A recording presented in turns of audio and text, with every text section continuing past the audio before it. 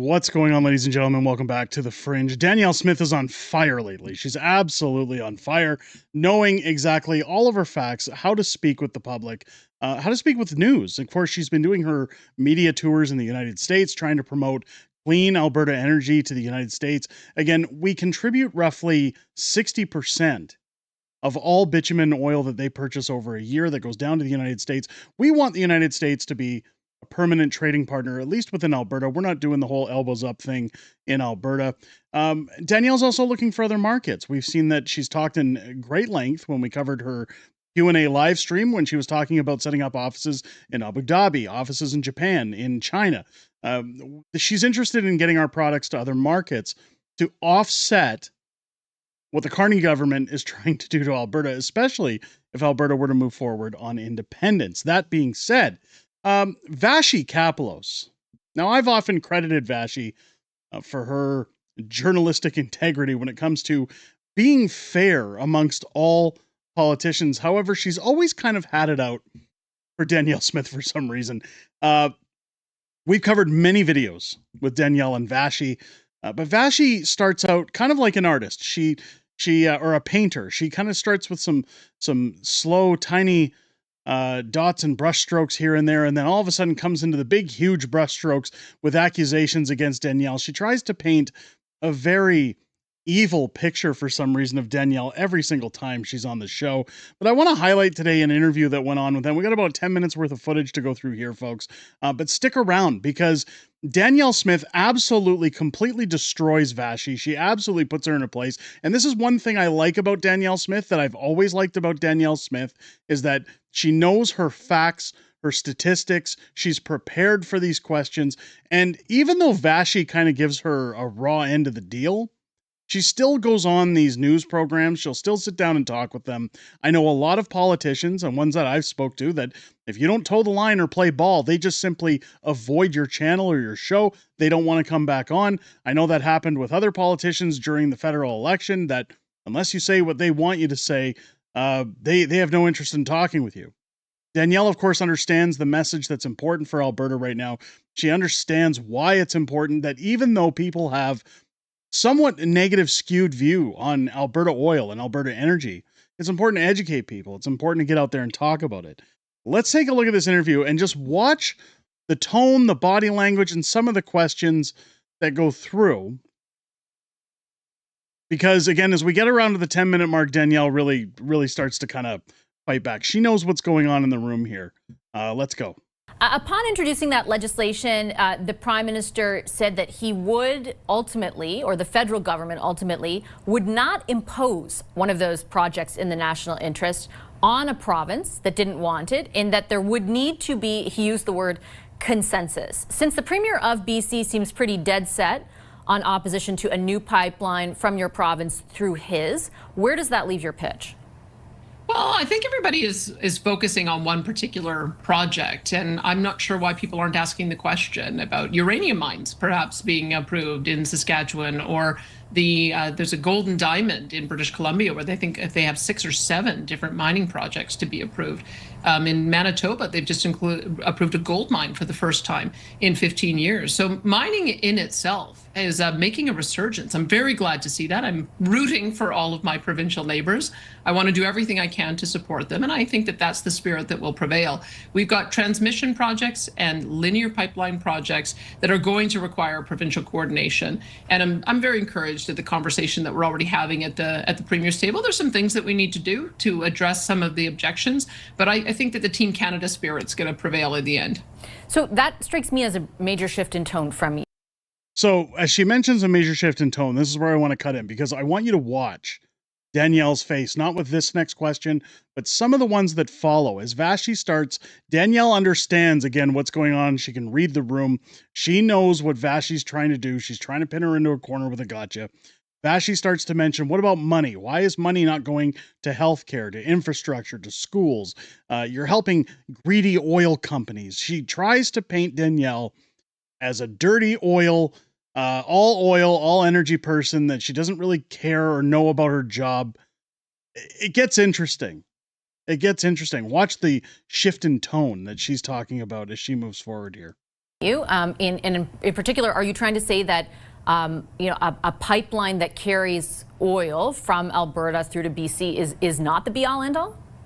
No, I'm saying that I'm going to convince David Eby of it because I know that this is good for the country. I know that he's on Team Canada, and I can't imagine in the end that if we meet the issues that have been raised by British Columbia, that he would go off Team Canada. That doesn't seem to me to be the type of person that David Eby is. I think there's some concerns we have to address. We have to have a proponent. We have to make sure that we have a route. We've got to make sure we've got Indigenous buy-in. But in the end, I mean, we did get 2 pipelines built to the coast. We got the Trans Mountain pipeline built. We got the Coastal GasLink built. That was under a more hostile federal government. And I think that it's because we addressed the objections. And that's our job. We're going to make sure that we address the objections, and we're going to get it built. So again, Danielle comes out to basically say, look, you can throw whatever you want at me. I've got the statistics. I know the facts. And you're only getting one side of the picture. Again, 2 pipelines were technically built under the Trudeau government. Now, the delays that went out, well, that's for another day. But again, watch the picture that Vassy tries to paint now, because you can tell that there is a shift that, hey, Danielle knows her facts. I need to kind of pin her into a corner. They need their juice, their juicy, spicy content. Here we go. Again, keep your eyes on Danielle's face throughout these questions. She knows what Vassy is doing. Do you think inherently, though, those objections can be addressed? In particular, this week when you were talking about a pipeline from Alberta to the northwest of British Columbia. And I ask because I think back to Northern Gateway, when there was a federal government who did want to see that project built. And ultimately, the courts decided against the federal government. And the process they had put in place, determining that the consultation for Indigenous people did not live up to the expectation that had been set out by law. The Indigenous groups that have come forward already this week, in particular, for example, the Assembly of First Nations, are voicing concern just about the language used by the federal government. They feel as though even after meeting with the Prime Minister, the National Chief was talking about how there's an emergency meeting, for example, now to talk about how they're going to navigate what the federal government is proposing to do. Do you really think that those kinds of objections can be adequately addressed in a project like the one you want to see built?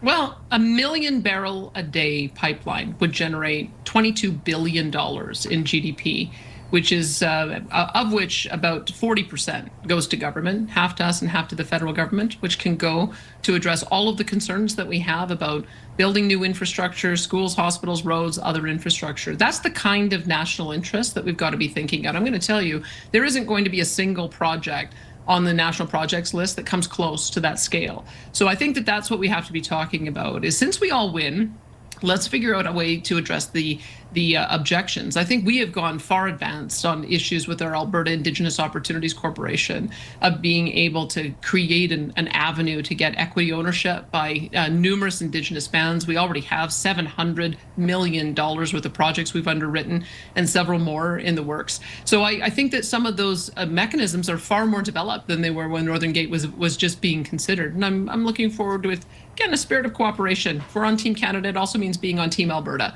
And I think it would be a sad statement on the country if every single other project is allowed to go ahead, except for the one that's a priority for Alberta. I just don't think that that's where the public is at right now.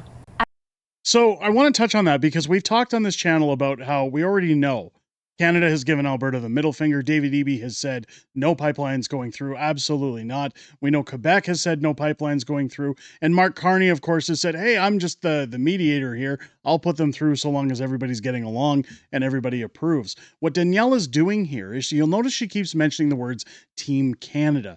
The reason she's doing that is she's trying to set up not only, look, she has the best interests of Alberta at heart, the best interests in a unified Canada. After all, she's Alberta's premier. That's the mandate she's been given, unless otherwise said by her constituents on a referendum vote. But until that time, she is to act within the best interest of Albertans. And when she keeps mentioning Team Canada, keep in mind, that's to put onus on those who don't wish to work with her. Because when they talk about elbows up, when they talk about, oh, we're all on the same team. Well, how come you're just all on the same team unless it's Alberta, unless it's Saskatchewan, unless we're talking about things that don't benefit you guys, but it benefits the rest of us? That's what she's doing here, is that she's setting up that a very nice, polite tone. I want to work with everybody else. It's them who will not want to work with us. And when that time comes, ladies and gentlemen, she'll have all the ammunition she needs to go after them. Let's continue, because here's where it starts to pick up steam a bit. I want to pick up on the point on decarbonization and in particular that Pathways project. You have pitched sort of this grand bargain, right? Get the pipeline built. Some of that $22 billion that you referenced could be used to help support the development of that project. There's already numerous tax credits at the provincial and federal level in place that would help develop that project as well. Why are you prepared to give more money that could go to hospitals, that could go to roads, that could go to education? Why are you prepared to send more money to oil companies that are making record profits? Why do we keep having to help them do the right thing? Well, because I think when the Pathways project came forward, it's all cost with no additional revenue associated with it. That's why I think coupling it with a new pipeline where you can get a million barrels a day more to market, that actually becomes the revenue stream that allows for a better partnership with industry and a better cost sharing. So that's why I think those two projects going forward in tandem are really important to address the concerns that matter to the Prime Minister around having significant emissions reduction, which has already been identified by the industry, but also creating a new revenue stream and new markets. And I take your point on that change in sentiment and looking for new markets. I would point out that TMX has already had a big impact on that. Total crude oil movements from Alberta to BC more than tripled from May to December from the same 8-month period in 2023. It's a 367.4% increase. At the same time, I'll revisit my point. I don't understand the grand bargain, essentially. Why does there need to be a grand bargain in order for big profitable oil companies to do the right thing when it comes to emissions? And why are taxpayers essentially on the hook through either credits or for forfeiting revenue that could be going to other things like healthcare and education? Why are we on the hook for that? Well, you can't spend money if you don't create it. And the energy companies create a lot of money for us. We get about $17 billion worth of revenue from those companies. So we want to be able to see the ability for them to create more of that. So Danielle, of course, coming in. Now, this is again where the tone shifts. Vassy starts labeling big oil companies. That Danielle's only here for big oil companies, big corporation. Now, credit due where things are. Vassy is very... she's willing to not pull her punches. We've seen that with other politicians. We've seen it with the Liberals. We've seen it with the NDPs. But again, as I say, she seems to have a target out for Danielle Smith for some reason. I don't know if it's that her bosses don't like her, or whatever the cause may be. She particularly gives Danielle Smith a harder time than usual whenever she comes on the show. Maybe she just respects her as a colleague and understands that she can ask her any question and that Danielle will answer. But the thing here is that Danielle has the facts, and she's already started laying out the groundwork for the amazing pushback by putting Vassy in her place later on in this interview by saying, look, we got to spend money to make money, and we have to make things incentivized for those companies to stick around. We can't simply chase those companies out of the province. But watch, you could see Danielle's face getting a little tensified when Vassy was mentioning things about the credits to the oil companies. Now watch, it's either the next question or the one after. Danielle really gives up on Vassy. You can tell with her facial expressions, she has enough, and then she puts Vassy in her place.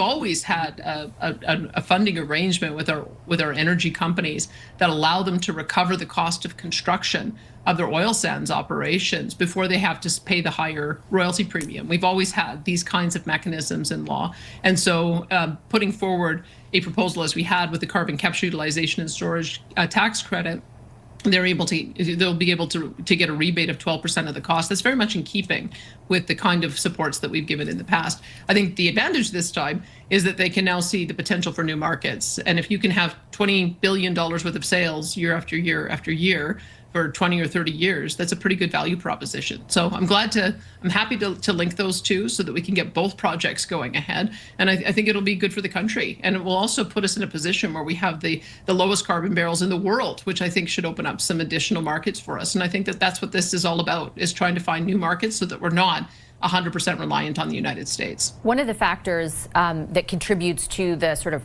revenue cost calculation of carbon capture is the industrial price on carbon. You freezing it has had a negative impact on that calculation. Are you going to unfreeze it? I have to tell you, it was going up at too high a rate. And if it kept on going up at this rate to $170 by 2030, there would be no investment happening. So you can see right there as Danielle chuckles, she's already getting enough of Vassy and she knows where this is going. Again, I apologize that I have to keep cutting in like this, folks. There are rules to sharing these clips on YouTube, so I do have to provide commentary. I hope it's colorful enough for you guys that you're enjoying where we're at, and I know we're building it up a lot, but trust me, the payoff is worth it, folks. As Danielle gets through this explanation, this is where things start to fall apart for Vassy. Here we go.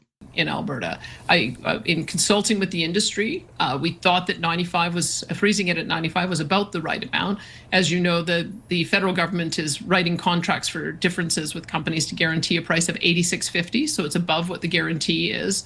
And when I would just point out, Quebec's carbon market traded last year at $41, so we're already double the carbon market that exists on the other side of the country. So I think that we're prepared to continue working with industry to set that rate at the right level to incentivize the kind of investments that we want to see, but it can't be so high that it ends up killing all of the revenue generating investment. I think there's a balance, and I think that we have found it. I hope that we're going to be able to see these projects go forward on that basis. But again, that has an impact ultimately on the profitability of carbon capture, which, if you are having a negative impact on that, further relies those companies on money, again, that could go to other things from that pipeline you're talking about, or even through tax credits that your government and the federal government is offering. Like, why are we in that cycle? Well, that's what I mean. That's why you need to have both go at the same time, because if you can earn revenue by selling more product to Asia and Korea and Japan and China, then why would that becomes the revenue stream that helps justify the cost associated with carbon capture? So there's different ways to be able to go about doing this. But that revenue could do other things. That's the point, right? You made the pitch initially that it could build the roads, build the hospitals, build the schools, and now it's instead going to go to oil companies. Well, 100% of zero is zero, Vassy. Like, if you don't end up with production and you don't end up with revenue, there's nothing to divvy up. You have to begin with production. You have to create the environment where energy companies feel like they can get product to market and they can make money at it, and then we all benefit. But at the moment, we've had a situation where we've had cancellation of pipelines. The cancellation of Energy East, of Keystone, of Northern Gateway. That would have generated 2.5 million barrels a day more of production than we have right now, which would have been $55 billion of revenue that we don't have to talk about who ends up getting what share. I don't want that situation to continue. We have to get these projects built, and then we can talk about what the relative amount is that should go to different levels of government, First Nations, the company itself. But I can tell you for certain, if none of these projects get off the ground, then we'll be in the same position that we have been for the last 10 years, watching missed opportunity go by. So Danielle, of course, slamming Vassy right there. You can see it. You can see it in this question. In fact, you can see it right about here. Hang on, let's go back a bit. Let me find it. You can see Danielle starting to get a little soured with Vassy's question. Here we go. I think this is where it's at. Let's try it. That we're prepared to continue working with industry to set that rate at the right level to incentivize the kind of investments that we want to see, but it can't be so high that it ends up killing all of the revenue generating investment. I think there's a balance, and I think that we have found it. I hope that we're going to be able to see these projects go forward on that basis. But again, that has an impact ultimately on the profitability of carbon capture, which, if you are having a negative impact on that, further. See, there's Danielle taking a breath. She knows what Vassy's doing. She knows what she's doing. She's had enough. And of course, she has to actually go into explaining economics to Vassy that, hey, this has to come from somewhere. You can't just pull it out of, like, the country doesn't just run on unicorn farts and angel dust. We actually have to produce oil. We have to have money. We're talking about billions of dollars that have been lost, if not trillions, when you talk about liquid natural gas and the United States deals that have gone through recently that we've told other countries we just simply cannot do back in the Trudeau days. When it all comes down to it, ladies and gentlemen, this is where I say things will heat up as Alberta talks about its own independence. Even when you get close to that referendum, there are billions and billions of dollars at stake here. The government paid prostitute media doesn't like Alberta. They never have. They don't like that Danielle Smith knows what she's talking about. And it's always funny to watch these guys, to see them try and pin a gotcha on Danielle. I still haven't seen one to date, of course, because Danielle actually knows what she's doing. She knows her facts. She's prepared, which tells me she gets it. She doesn't give word salad. She doesn't give ahs and ums. She doesn't flip-flop on her party like Doug Ford. She actually knows how to do her job, and how refreshing, I have to say, that absolutely is to watch her slam a woke reporter so hard as she does by explaining to Vassy simple things like basic economics when it comes to oil production.